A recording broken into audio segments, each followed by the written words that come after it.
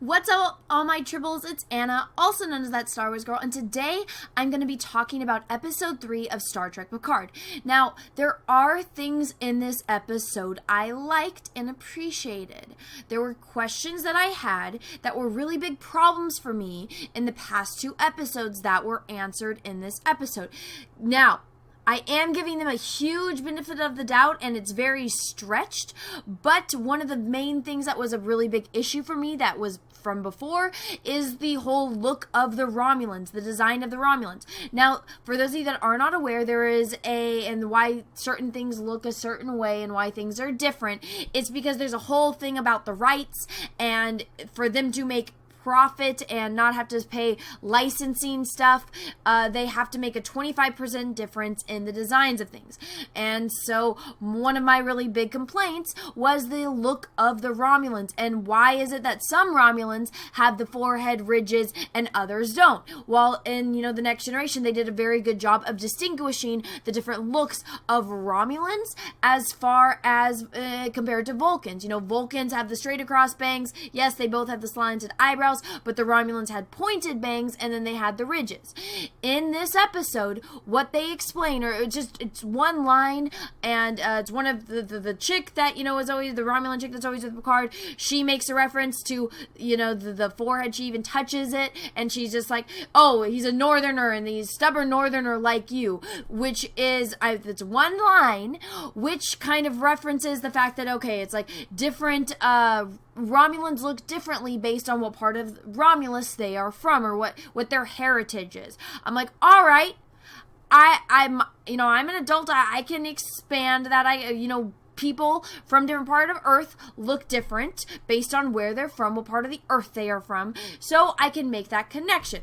It's just one line of dialogue that does it, but still, I'm like, alright, that was kind of a cheap little explanation to as why certain Romulans look vastly different than others, and even in this episode, you see the ones that do have the little forehead ridges, you see the ones that don't have the forehead ridges, as well as you see ones that have extreme forehead ridges, and you do see the ones with the pointed bangs. So it was just one line of dialogue to explain everything.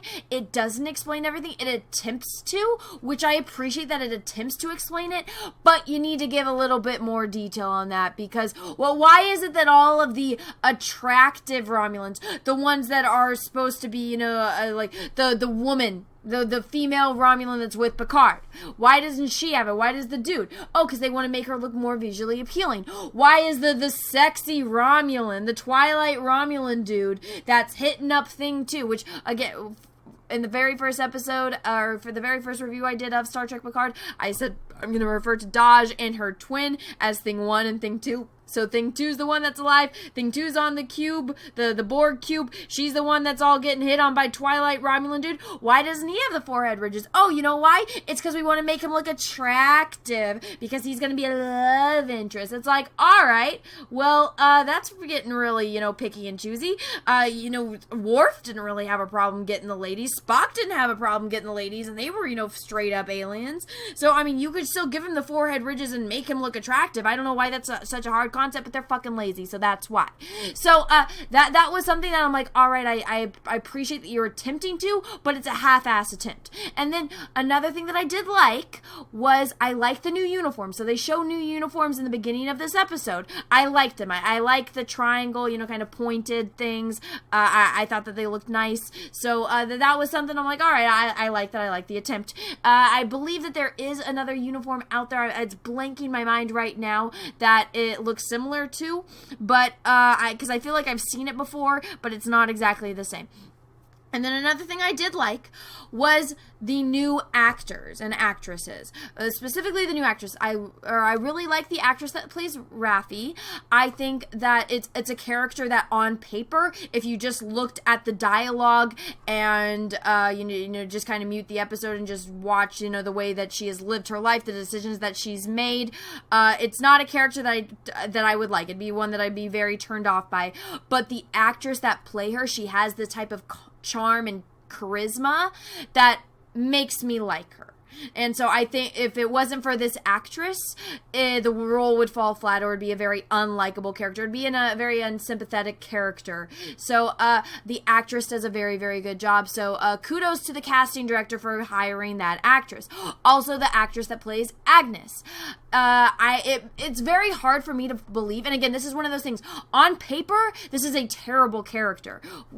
You're telling me that the #1 scientist in the fucking Federation on planet Earth for synthetic life forms, because Bruce Maddox took off, you're telling me that she's this little ditzy thing? No, I understand that there's a difference between street smart and book smart, but you're telling me that character is that fucking dumb? Like, just life dumb? No, it doesn't make sense. But the actress that plays her, she, even though she's playing a very naive character, even though she's supposed to be a genius, because everyone just gets these titles. Oh, you're the #1 at this. You're so smart at this. You're this, and this, and you're just perfect, and you just know everything about this subject. Oh, but not only are you an expert at this one subject, you're an expert at all these other subjects. But for whatever reason, it makes no fucking sense. But the actress, again, there's something about her that I find charming. So if it was a different different actress, I wouldn't. There'd be nothing about that. It'd be an annoying character, but I think the actress does a good job working with the best that she got. But just looking at the character on paper, it's like, what the hell are you guys thinking? So, in this episode, basically, you can see from the thumbnail, men are stupid, women are smart. Women know everything. Women can do no wrong. And that's basically the gist of this episode. You start off the episode with Picard explaining why he resigned from Starfleet because he gave Starfleet an ultimatum, and he said, if you don't do this, you don't help me save all the Romulans, I'm going to resign. And they called him on his thing, and then he resigned. And then Raffi, the genius herself, out of everyone in Starfleet, she is the only one that said, this is a conspiracy theory. There's stuff going on. It's the Tal Shiar. It's Starfleet itself. This goes all the way up to the top. This is an inside freaking job. She's the only one out of all of Starfleet that saw it, and she was right, and she gets fired. Picard resigns, she gets fired. Picard couldn't see it because he's a man, men are stupid, women are smart, women know everything. And we see that later on in the episode with Thing 2. Hugh, we get to see Hugh in this episode. So for those of you that aren't aware, Hugh is a character that was introduced in The Next Generation. So out of all of Star Trek that we have seen, there were some children that got, brought, rehabilitated from the Borg that we saw in Voyager, but the 3 main ones that we get to deal with, we get to follow their stories, is 7 of 9 from Voyager. We get to see, the main 2 that we got to see a lot in The Next Generation, because, they were the Next Generation characters, was Picard, after he became Locutus, and then he got brought back, he got rehabilitated from the Borg, and, severed from the collective, after being assimilated, Picard, and then we saw Hugh, and there was that great dynamic between Picard and Hugh basically proved that even though you've been assimilated, and, you've been part of the Borg for years upon years, you can, have that, bring back your individuality. And so Hugh was a really big character in The Next Generation, as far as, with the whole Borg and their fight against the Borg. And so Hugh's back. He's on the Borg cube. He's one of the main people, one of the head executive people. And guess what? He doesn't know shit. Thing 2 knows more about the Borg and knows more about the Romulans than fucking Hugh does. You're telling me he is one of the main people on the Borg cube, one of the main researcher and scientists, because he was a fucking Borg that got brought back from the Borg collective, and he doesn't know shit about what it's like to rehabilitate Romulans, rehabilitate beings from being Borg, and Thing 2 just fucking knows everything. And then they go, and okay, when Thing 2 is explaining things to Hugh, I'm like, are you fucking kidding me? You're telling me that she knows more about this than Hugh does? That is fucking bullshit. But in this universe, women are smart. Women can do no wrong. It's all about the women, and men are fucking dumb. That's basically what happens. She talks to the main Romulan, because there's only this one ship of Romulans have ever been assimilated before. And this one main woman, this woman Romulan, she's like the head of mythology for the Romulan culture. And it's like, all right, that's ridiculous, but whatever, we'll make excuses for it. Thing 2 goes and talks to her. She won't talk to anyone, but she'll talk to Thing 2. And so then she's got this little, basically these little triangle tarot cards, and it shows like this one with 2 women on it. One's in a white dress, one's in a black dress, you know, yin and yang, and she's like, what sister are you? I know you from tomorrow. And they have this weird little back and forth, basically implying that, you know, there's more than meets the eye when it comes to Thing 2, which we all know because we're the audience, and we're like, all right, what is this leading to? Is this foreshadowing for something? And basically, Thing 2, she's this genius when it comes to science. She's this genius scientist with saving people from the Borg, but also, guess what? Also, she knows about like anthropology and psychology. Because it's like, all right, so everyone in this universe is just good at everything. You're just perfect at freaking everything. You just know everything about everything, or at least the women do. Men don't know shit. And so she's talking to the Romulan lady, and Hugh's just standing there all bug-eyed, like, oh, I don't know what's going on. And I'm like, are you kidding? Oh, how are you the head of this department? How are you the fucking one of the main people on this Borg cube, and you don't know shit? And this chick that's only been here for not even a year, because we know her lifespan. She's only been alive for about 3 years. She knows more about it than you. It doesn't make any sense. And then, okay, Twilight Romulan dude comes in. She's explaining to him everything that's going on. Also, she called her mom because she's worried about her sister, because she's the destroyer of worlds, according to this crazy Romulan, rehabilitating Borg chick, and she's the destroyer of words. We need to destroy you because you are the destroyer of words. Which sister are you? The one that lives or the one that dies? So she gets all, worried about her sister. She calls her mom, and I'm like, why the hell would you call your mom? Why wouldn't you call you're worried about your sister? Cut out the middleman. Call your freaking sister. Oh, yeah, but she can't because she's dead. But, anyways, plot. And then freaking Twilight Romulan dude comes in. She starts telling him about, this A, B, and C happened. Basically what I just explained. And then what's he's like, oh, I need to tell you something. Leans in. I think I'm falling in love with you. And I'm like, girl, run. Get the fuck out of there. Run. If somebody that barely knows you, he probably doesn't even know her favorite color. They slept together once, but he's the dreamy, sexy Romulan dude. Alright, knows almost nothing about you. And I'm not trying to be judgy on this, because I'm like, alright, yeah, you slept with him after having basically all we saw is one conversation with him. Maybe it's been a long time for her. Maybe it was looking good. Maybe she's into that kind of stuff. I'm not judging her on that. But if a dude tells you, or even if a chick does this, if they tell you, they're in love with you, or I'm falling in love with you, not knowing shit about you, they're fucking crazy. Get the hell out of there. And hey, guess what? We know he's a bad guy. We know he's just playing her and trying to get, close to her, so that way she'll give him information, because he's trying to find out where the rest of the androids are. And then we have this weird scene between him and his sister, and I wrote down in my notes, I was like, all right, if they didn't tell me in the last episode that these two were siblings, it seemed like a sexual tension driven power dynamic, where she's like, oh, well, when you fail, I'm gonna end up on top, and I can't wait for you to fail because I want to prove you wrong. Even though we still want to have we're still trying to achieve the same goal, I'm gonna try to one up you,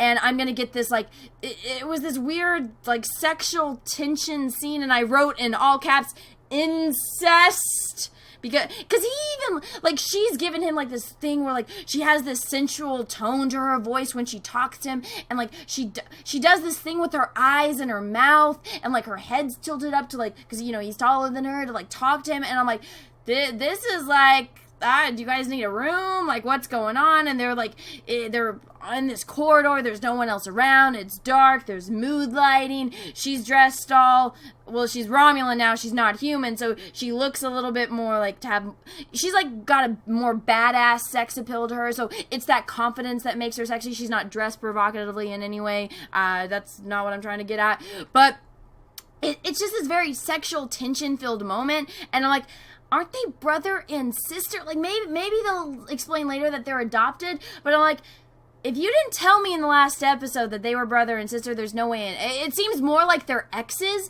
and they have the same mission, but she wants to get that satisfaction of him failing because she's got some vendetta against him. And even he leans in like close to her and like whispers in her ear kind of like how he's right and, you know, he's on to something. And then like she's just like, oh yeah, well, you know, even if you are, I can't wait to, you know, get it, and I can't wait for you to fail so I can be the one on top. And it's like, all right, that was inappropriate. I feel like I need to take a shower because that's not how siblings talk to one another. I'm just telling you guys right now, it's not. I got siblings. We don't talk to each other like that. That's weird. And it's like, I don't get it. Twilight, Game of Thrones. It's like, when did this happen with the whole sibling thing? It's fucking weird. I don't understand it. And I don't know why the fuck it's in Star Trek. I really don't. I don't think that incest is part of Romulan culture. It's never been implied, but all right. This is like the fucking weirdest. This is the Hot Topic Twilight version of Star Trek, which is probably why that shit's in here. But anyway, so on Captain Picard, that was Thing 2's little timeline thing. So we'll cut it back over to Picard. So basically, he's assembling the team. So this episode is him getting his team together, and the end of the episode ends with him on the ship and saying engage with the 25% different Star Trek music.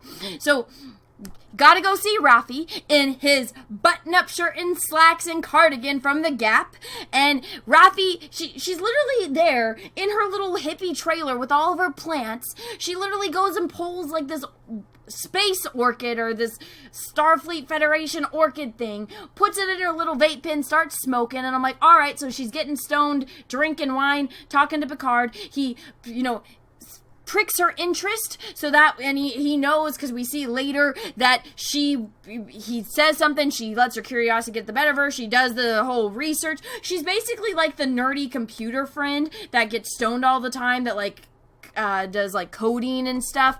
And so we see her, she got her little vape pen, she's there, she's doing all the research. Picard calls her up later, you know, after, you know, when he's back on the Vineyard and talking, he calls her up on her iPad, they do a little FaceTime. He's like, oh yeah, you're looking into all this stuff, and we know she is. So she's basically the stoner friend. And again, on paper, Raffi is a horrible character.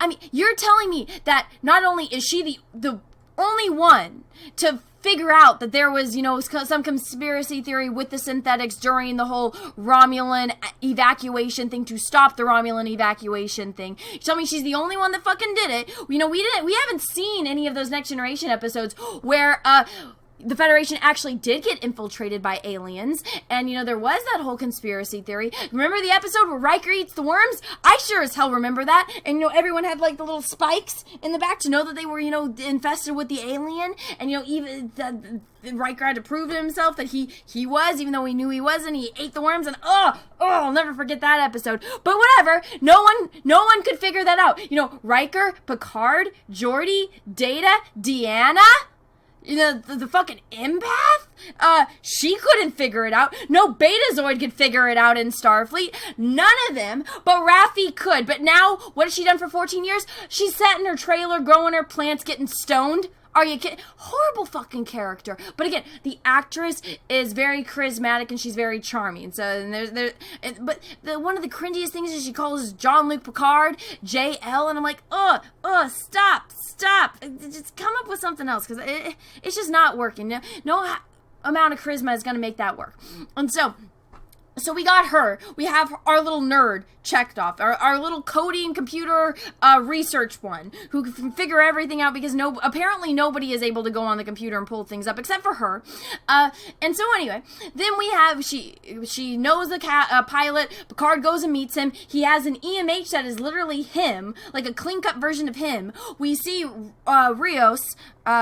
He's the captain of this ship. He used to be in Starfleet, which Captain Picard points out. He's like, oh yeah, I know you, everything about you screams Starfleet. But it's whoever did this must be a huge fan of Hugh Jackman's Wolverine, because we literally see him. He's got a spike in his shoulder. He's smoking a cigar. He's got his, you know, his booze right there. And I'm like, all right, he's trying to be a badass. He's all scruffy. His EMH is like the clean-cut UK version of him. And we see them have the little back and forth, and after Picard leaves, and the EMH is just like, oh, I sense you're under emotional distress, that's why I turned myself on. I know you're actually a good person. Like Picard said earlier, you want to help him. You haven't come across a good person like this in a long time. We're assuming that's why he left Starfleet, and then he does this whole speech about how the last good captain he worked with died, and that's why he doesn't want to get attached. That's why he doesn't want to help people. That's why he doesn't want to open up his heart again. I'm like, oh my god, I already can see where this is going down. But again,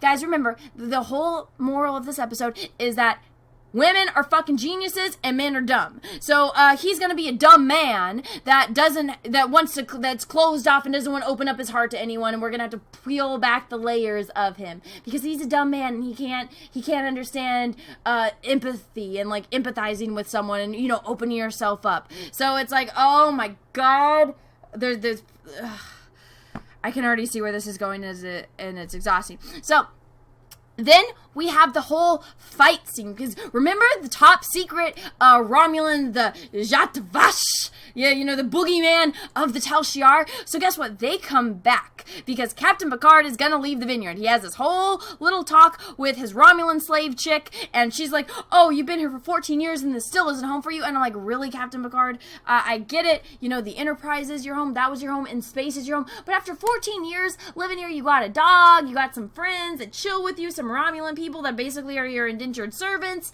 and for whatever reason, this isn't your home. I'm like, it's pretty hard after being somewhere for, over a decade to not, have some kind of emotional attachment to it, but alright, Captain, he spent so much time in Starfleet, I get it, he's tired of being retired and whatnot, and he wants to go on his adventure. I can understand that, I can sympathize with that, but it seemed, I don't know, there's just something missing from that, which a lot of this is like, there's so much, I can see where there's where somebody attempted to do something, but then it's like, it just falls flat. But so the boogeyman, the Jatvash, show up, and right as Picard's about to leave, and they attack. What is the dude, the Romulan slave dude? He throws Captain Picard behind a table, and I was like, don't throw Captain Picard, he's an old man! And I was like, is Captain Picard gonna fight? Because for whatever reason, these indentured servants that Captain Picard has, not only do they know fucking everything about Romulans, they know about the Jatvash, the Tal Shiar, they have this Romulan technology that no one's allowed to have because it's illegal. They just know everything about everything. They're perfect at everything, and they're fighting the bad guys, the Jatvash, which are the top secret of top secret Romulan secret fucking agents that I'm assuming have been training in combat for decades to be able to be this high up in this whole secret boogeyman society thing, and the Picard's just Romulan slaves are able to beat them. They're just able to beat them, and Captain Picard does fight them, and he gets thrown around a lot, but he tries to, they have guns hidden everywhere, he gets his little, cane thing, he tries to, the dude throws him, but his Romulan slaves help him. Then, of course, there's one left that they don't see, you see the red laser, it's gonna shoot Captain Picard, and guess who shows up? Oh yeah, the nerdy, Agnes chick, the synthetic, expert. She shows up to tell him that earlier on in the episode, which we saw, the Vulcan lady, the Vulcan that has emotions, she's kind of pissed off a lot of the time and frustrated. The Vulcan that shows emotions went to go visit her at the science-y place that is, I don't know why it's even open, if they banned synthetic life forms, but for whatever reason, this place that is supposed to be the headquarters for synthetic life forms, even though it's closed down, it's still there. Vulcan went to go visit her, to talk to her, to find out everything about what Picard visited about previously. She shows up to tell him, oh, I'm sorry, I told her everything, but I want to come with you. And so, episode ends with them on the ship, going into outer space, with Picard saying engage, and the 25% different Star Trek music starts playing. And it's like, oh my god. Alright, so again, basically, the one sentence summary for this episode is that men are dumb, women are smart, women can do no freaking wrong. And when they do something wrong, it's because they're smart and there's a deeper meaning behind it. And so I can already see where this is going. It's like, what? Like, come on, what? You guys need to get more creative than this. And like I said, they did a good job at the casting, but on paper, it doesn't look too good. Like, it's very, how should I say this? It's very one note. It doesn't have all the dimensions and dynamics that the Next Generation had. Again, you want to tell me that out of all of Starfleet, that this only one person was able to see that there is a conspiracy theory? I call complete bullshit on that. Complete bullshit. And you're telling me that, like, this society of people that is so advanced that, you know, children are learning calculus in school. You're telling me that no one except for one person was able to pick up on that? Again, bullshit. You're telling me, and this is something that I forgot to touch on the last episode, or the last review of episode 2. Okay, so one of the things was that the reason why the Federation and, you know, Earth and humans in particular didn't want to help the Romulans was because other planets threatened to pull out of the Federation. I'm like, again, fucking bullshit. If you were in the Federation, that means that your society had advanced enough to look at things from an unprejudiced standpoint. That's one of the reasons why the Bajorans weren't accepted into the Federation, is because they had that resentment, they had that malice, because, you know, their planet was occupied for so long. Yes, they were able to go to warp speed. Yes, they were, you know, technologically advanced enough for it to not break the Prime Directive, to have that first contact, to have that interaction between them.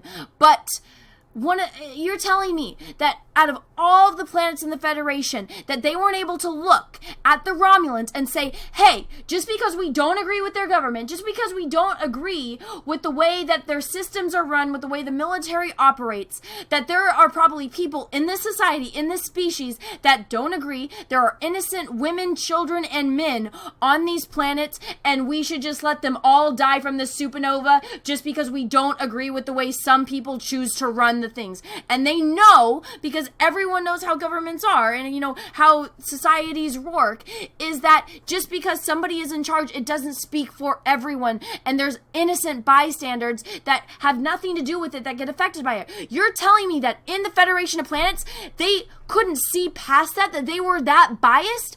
That is not the Federation of Planets. They specifically say 14, that those 14 species, those 14 societies, those 14 planets that threaten to pull out of the Federation, number one, that's fucking stupid. To be part of the Federation of Planets means you're advanced enough to not be that, you know, prejudiced against a race, against a species, and can look at it as, hey, these people are going to die. Let's save them. But no, it's all of this bullshit. I'm like, you don't understand Star Trek. You don't understand Starfleet. You've never seen a Star Trek episode. And again, the more and more I watch, it's just someone went through on Netflix, read the little synopsis of episodes, picked bits and pieces, threw it in a hat, pulled out episode plot points, and decided to make a TV show. And that's what it is, and it's complete bullshit. So everyone, I hope you enjoyed this video. If you did, go ahead and give it a thumbs up. If you didn't, that's okay too. Let me know what you think in the comments below. There was a lot of things to touch on in this episode. I think I might do a live stream either later today or tomorrow, just to kind of go over everything that's happened in these first 3 episodes, because there's a lot. I have, you know, pages and pages of notes. So there's a lot to go over, and it's hard to touch on everything in one video and keep it, you know, under half an hour. So, yeah, let me know what you want me to touch on in the live stream in particular in the comments below. And until next time, everyone, have a great rest of your day, and may the Force be with you, because we are really, really, really going to need it. Bye, everyone.